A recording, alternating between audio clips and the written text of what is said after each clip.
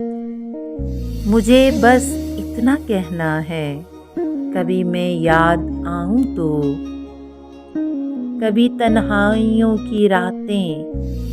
तुम्हें ज्यादा सताएं तो, कभी तितली न बोले तो और जुगनू लौट जाए तो, कभी जब दिल भी भर जाए, कोई जब सुन न पाए तो, कभी सब दोस्त साथी भी जो तुमसे रूठ जाए तो, कभी जब खुद से लड़कर थकन से चूर हो जाओ तो, कभी चाहते हुए भी खुद अकेले रो न पाओ तो, अपनी आँखों को बंद करना, मुझे आवाज़ दे देना, फिर मेरे तसव्वुर से